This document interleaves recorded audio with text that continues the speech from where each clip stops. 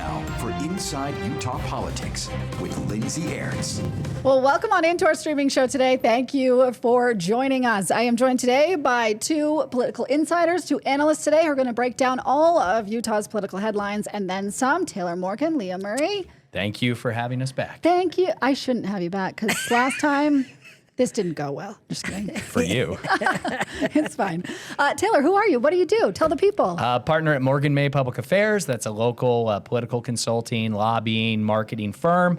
Also, I am a new instructor at Weber State University. Got through my first week last Tuesday. Have another class tonight. Very excited about it. Did all the kids bail from the class? No one has dropped. No Dude, one I just dropped? need to Not tell you one something. drop, What happened? shockingly. Leah, tell us the truth. First of all, it was the first day, and usually what you do on the first day is in brief, but we went the distance. So 5:30 to 8:15, 8:20. We did not let them go early like we usually do on a first day. That's a brutal long class. And nobody dropped. They wanted to be there. And the class Right. is called Lobbying 101. It's political campaigns and lobbying. I'm making a list, Taylor's tips. Because every once in a while he just drops these brilliant things and I'm going to make for the students. I was so nervous. I was very nervous. For the first hour and a half, I was like sweating. I was very worried. I just, I want these students to have a good experience. That I was getting texts from one of those students because she's my intern. Okay. And she said you broke the ice with Taylor Swift engagement news. Obviously, And so that went really well. It's the We all biggest had news to of the name day. our favorite Taylor Swift song. So that was very revealing. Yeah. And Alex, who is the other person instructing, is the other professor of the class. But Taylor, I don't think knows who Taylor Swift is. So a little he was like, okay. Yeah. This is fun. Caught him off guard, but it was This is fun. fun. We had a good time. And Leah, you are the director of the Walker Institute I'm the of Politics. director of the Walker Institute of Politics and Public Service and a political science professor up at Weber State University. So you both bring valuable insights, hence the connection there. I love it. Producer Peter's here too. Hi, Producer Peter. Hi, everybody. How are ya? Oh, I'm great. I actually took Labor Day off. It was lovely. Very you nice. and you alone around here. Yeah, listen. Right? Because some of us came to work that day. There are some benefits to being the boss, folks. It was really nice. It's a big deal. All right, let's dive right in. We've got a lot of things to hit today. Redistricting. We've got to hit a big conservative host coming to Utah. We've also got to hit a couple of issues going on with President Trump. So we will dive into all of that today. Let's start with the biggest issue here locally, and that is Utah's redistricting case. Now, we're waiting on some updates in this case. Sort of where we're sitting right now is there was a court hearing on Friday where both the parties got together to kind of hash out the timeline of how this is all going to go down. Excuse me. So the judge has set this date of September 24th to get these new maps, right? The judge has ordered new maps need to come and because she's ruled that Prop 4, this initiative, is now the law of the land, Prop 4 required that the new maps drawn by the legislature have to be posted for 10 days. So the lawyers were both kind of debating, does this 10 days need to be 10 days? Could it be 5 days? Could we shorten this timeline?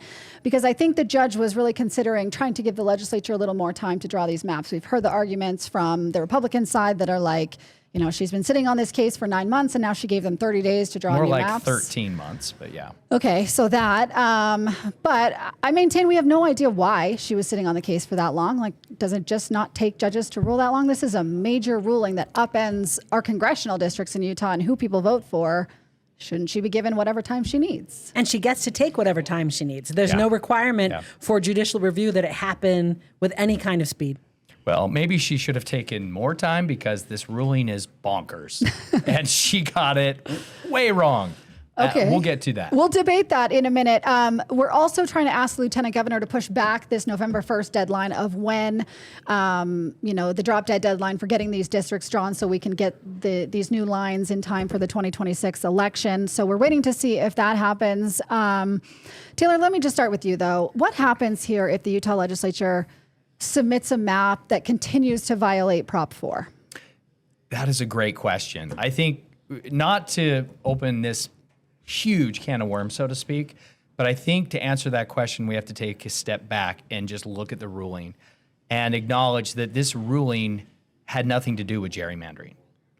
In the ruling, and Producer Peter, please fact check me here if I'm wrong, but in the ruling, there is no proof, there is no definitive statement saying that Utah's congressional maps were gerrymandered, how they were gerrymandered, who was harmed because of gerrymandering.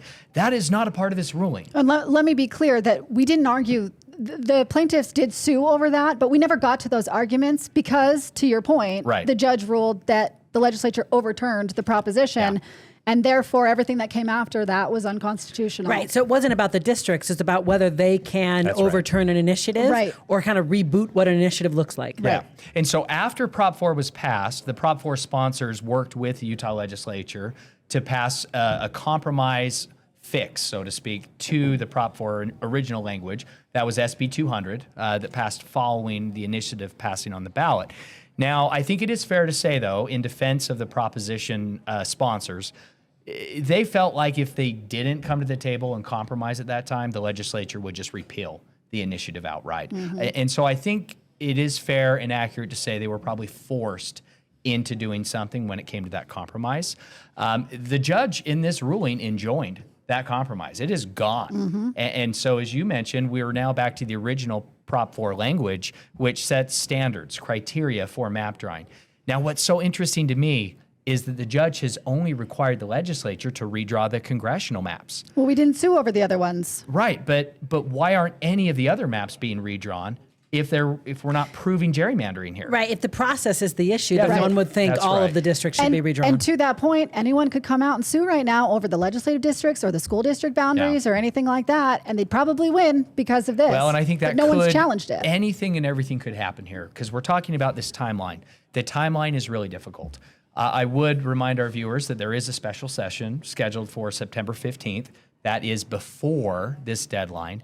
I appreciate that the judge is willing to work with the legislature and maybe provide more time.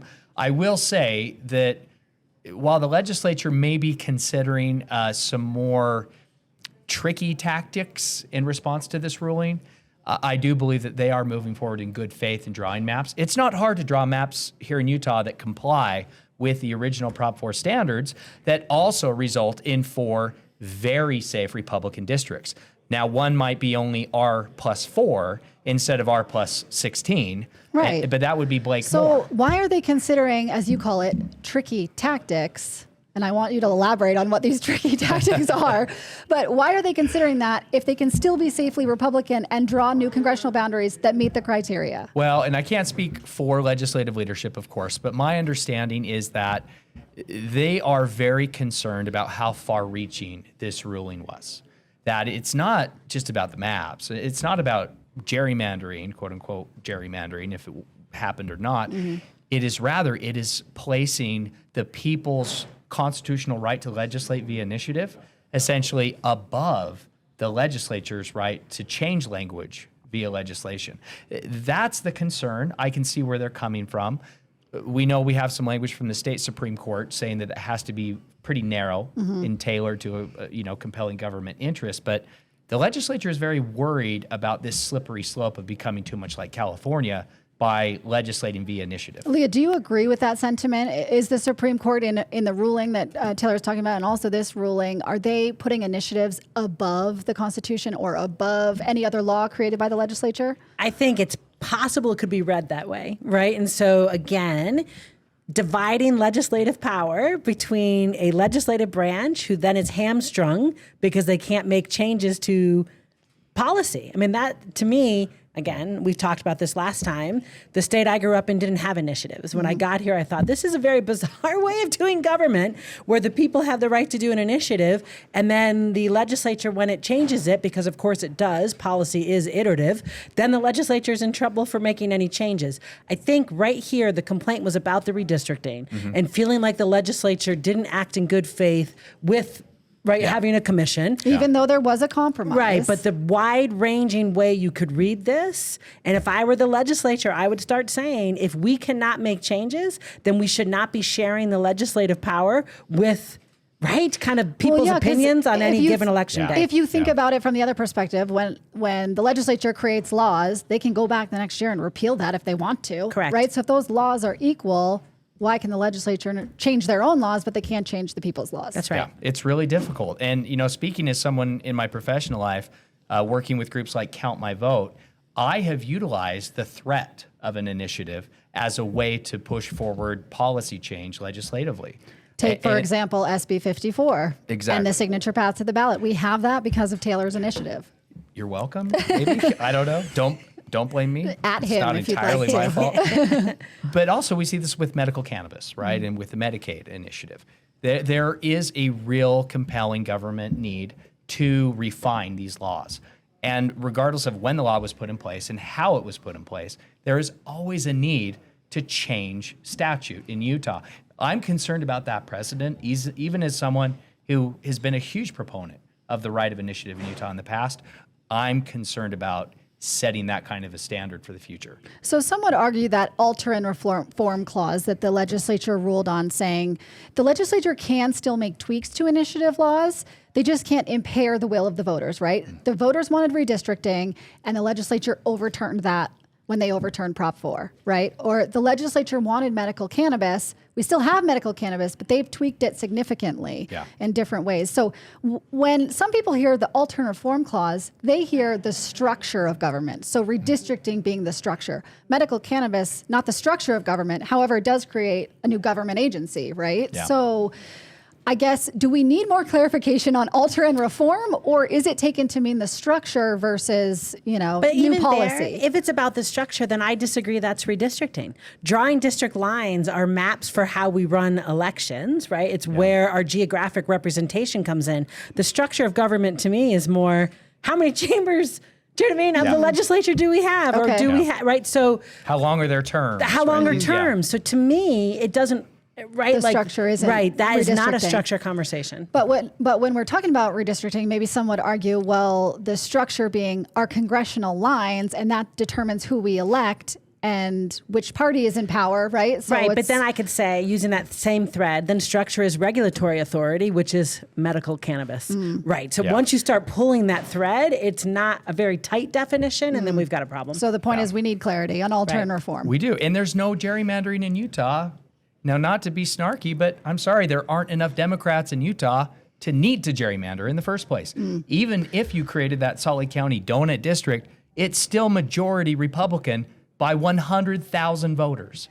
Okay, but some of the issue with the way we've drawn our lines is that we've cracked Salt Lake City. We've drawn a line through Mill Creek, right? So isn't that considered gerrymandering? What 'Cause we about the didn't- rural voters? we What didn't about keep voters in a city southern Utah in who a are stuck in with the interest? hippies in Mill Creek? But sometimes Why you- aren't we talking about those rural voters? You're getting They're the very ones fired up. They're the ones who are suffering the harm, I would argue. But gerrymandering doesn't mean don't cut a city into four. Gerrymandering means creating a district that guarantees an outcome. A political party. Right. The Okay. fact of the matter is our population density is such that people live all here on the Wasatch Front. Somebody's getting cut in four. It doesn't have to be Mill Creek, but it's going to be But somebody. couldn't you draw the line along Mill Creek's border and not be accused of gerrymandering or But then considered a some other gerrymander? area then it's that going has to a be bunch Holiday, of people. or it's going to be right. Sandy, or it's going to be somewhere in Davis County, maybe Bountiful. We have to divide our urban population to balance our maps. And if we were to put urban voters all in one district,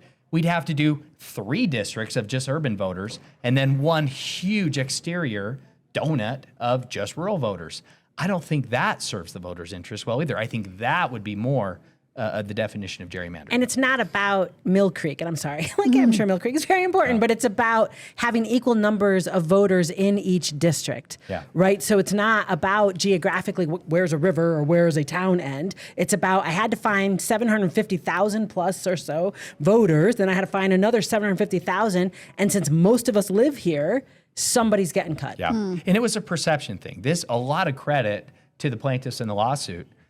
Because just the visual of having that 4 corners of Utah all within one city in Mill Creek, I think that was a really compelling narrative.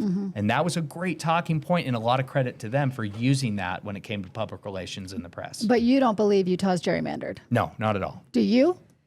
I think we could draw the lines better. I think I disagree completely with the argument that we need 6 senators. So we've got 2 senators who cover the entire state, both rural and urban and suburban. Let's not leave that geographic entity out. Right? So they cover the whole state. I don't know why we have to have 4 House seats doing the same thing. So a little bit, your point's well taken, but I would argue that the donut of rural voters have more in common with each other. Yeah. Right? So I would have 1 rural seat. And then I might do 3, northern Utah, maybe around Salt Lake City, and more of a southern, Utah kind of urban, suburban centers of districts, So I think we're gerrymandered. I just don't think it harms Democrats. Okay. Yeah, that's the point, I guess. That's an important point. There just aren't enough Democrats in our state to have any need to play games with our district boundaries. Rural versus urban, though, like you just said, Professor, I think that is the real conversation we should be having. And it is part of the conversation I had with Senator Scott Sandell. He was the former chair of this redistricting committee that the legislature created in SB 200, right, in order to do their redistricting process. So he's really instrumental in the lines we have now. So Producer Peter, let's hear what he said on this justification of the urban versus rural. We are 67% federal lands. Most all of the resources that we depend on in our urban area comes from our federal lands. Our water does. We also recreate heavily on those federal lands. Now, I believe that it's in our best interest to have congressional districts that incorporate both urban and rural, because we're so intertied that we can't have a congressperson in a seat that is only taking care of urban interests. I think we're better served if we blend them, and that was a big thing. I said it when we redistricted. I kind of laid that out as one of the criteria that I thought we should be able to follow. So let me ask you directly again: do you believe the legislature gerrymandered here? No, I don't believe the legislature gerrymandered in the fact that to gerrymander is to create a district that only one party can win. Okay, so gerrymandering is creating a district where only one party can win. Is that not what we have right now? I think it's favoring one party over another in the way you draw maps. Do we not favor one party right now? I don't think, well, not by the maps. We're simply a one-party state regardless of the maps. Okay, so you're saying that it's proportional to how Utah is set up. I think the only case that could be made when it comes to breaking up communities of interest, because that's an important standard of Proposition 4. Yeah. If we want to talk about the standards of gerrymandering, it's not about partisanship in Utah. And I'm not trying to be mean, Democrats. There aren't enough of you in Utah for Republicans to need to do anything about you with the maps. It's simply not a concern. A 60-40 split? Not at all. What is our ratio of Republicans to Democrats? We have 1 million Republicans and we have about 240,000 Democrats. Okay. So 4-1 statewide. Okay. In Salt Lake County, Republicans outnumber Democrats by 100,000 voters. I would like to see Democrats close your primary and find out how many of your unaffiliated voters are Democrats, right? That would be helpful, but that's just my opinion. I get in trouble when I say that. Sorry, Democrats, it's true. There's no need to dilute the voices of Democrats in Utah because there simply aren't enough of them for that voice to change the outcome of elections. Again, rural and urban is the real conversation. Yeah, and I also would add, too, kind of the slice of like northern, southern Utah, in the idea that we've got urban pocket in southern Utah and water issues in southern Utah that have nothing to do with the Great Salt Lake. When you draw 4 congressional districts where all of them have to deal with the Great Salt Lake, every conversation about water in the state of Utah is about the Great Salt Lake, and people who don't live up here are probably like, kind of not my problem. I mean, it's, right? Yeah. Like, so Yeah. I would like to have a Congress member who, when they're discussing water, actually talks about, I don't know, Lake Powell, right? Like there could be another conversation, but because of the way we've drawn the districts, the water conversation is dominated by the Great Salt Lake, which has nothing to do with, Southern Utah. Yeah, that's a good point. Yeah. And there are different kinds of Republicans. Can I point this out? Among Utah's 1 million Republican voters, I would argue that in my experience at least, the Republicans in, say, Iron County are very different than the Republicans here in Salt Lake County. Mm-hmm. Very, very different priorities, even though they're in the same party. Again, rural and urban. That's the question. Okay, so I said we were going to get to some other topics today, but I'm just going to keep going on redistricting because it's just the most interesting thing. And you have feelings about it. Everyone has feelings about it because it impacts Fair. everyone in Utah because of these. It impacts who we vote for, right? Yeah. So it's the most important conversation happening in Utah right now. So Taylor, I want to go back to something you said earlier, and Leah, I want your perspective on this too.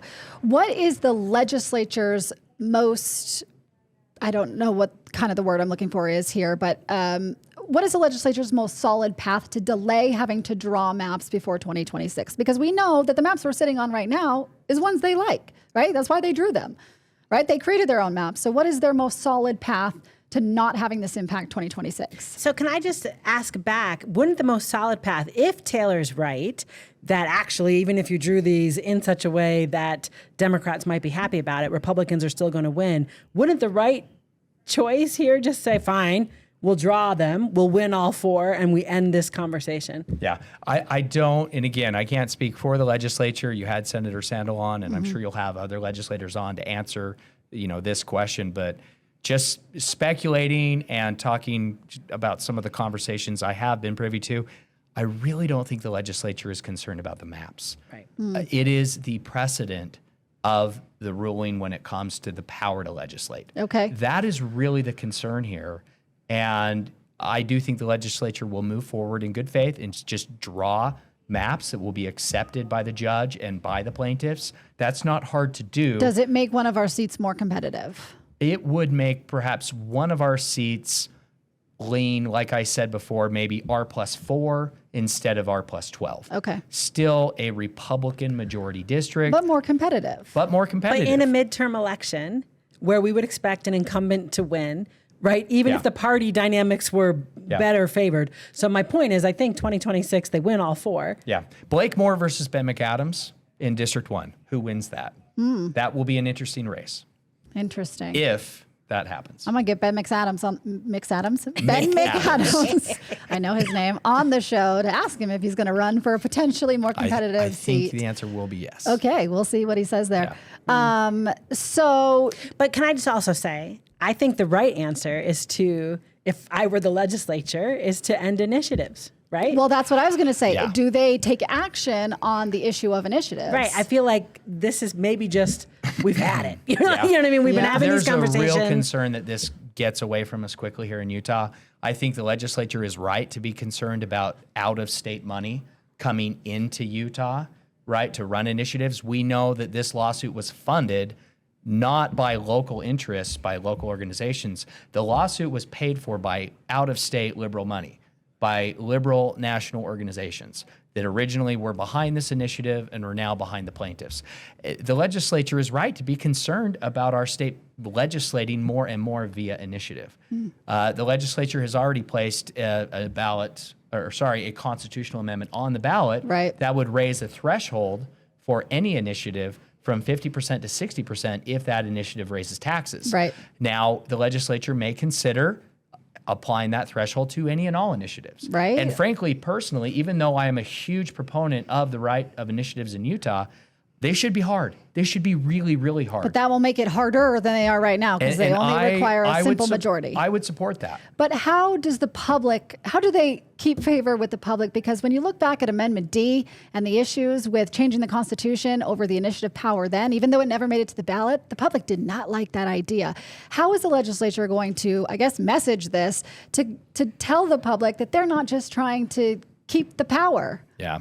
Yeah, I mean, the issue is I don't think they're very good at messaging. They're bad. Right? They're So bad. the answer and is... I will defend them and try to speak their position, but their bedside manner, Leah, It's not good. it's not good. No, so Yeah. they, I think, might even be right all across the board, right? And then they're going to go out and talk about it, and it's going to look like a power grab. It's going to look like they're being petty, and I don't know that they do that or Yeah. manage that well. And they might not even care. They might just say, okay, we'll take our licks, but we think this is important enough that we'll try it. Yeah. You know, so It's really interesting. In some recent polling that my firm has conducted on the right of initiatives in Utah, we found that among Utah voters, 64% of Utah voters strongly support the constitutional right of initiative. However, voters by the tune of 82% strongly oppose out-of-state money being able to fund initiatives here in Utah. So which one of those ideas wins? Yeah, and so I'm not saying the legislature should go that route, but I am saying that they are right to be concerned about it. Voters are on their side. Right. And if they can find a way to They message... can explain it well. If they can message more Yeah, effectively, I do think voters are with them. Well, we shall see what comes to fruition then in the next couple of weeks. I'm apologizing to those who wanted to hear a discussion on Trump and Pizzagate and the spiking of Is the anybody pizza, tracking pizza orders to the pizza state capitol orders. building, by We the were way? going to talk Well, about first that. of all, how is your firm not tracking pizza orders? Pause. We need to. In the Pentagon, Yeah. it's pizza. What is the state capital? Oh, what do they Is it order when they're swig? working on something? They're there for a long time. It's pizza. Is it still pizza? Yeah, All right. it's pizza. Okay, we're So gonna. I challenge you, start a pizza tracker. Okay, let's Okay, start a we're pizza going to tracker for start the state capitol building. Utah's Pizza Tracker. I like it. If you don't know what that is, Google Pizza Tracker and you will find it. All right, you guys, Taylor Morgan, Leah Murray, thank you so much for your insights today. We appreciate it. Producer Peter, appreciate you as always. And we will see you next time.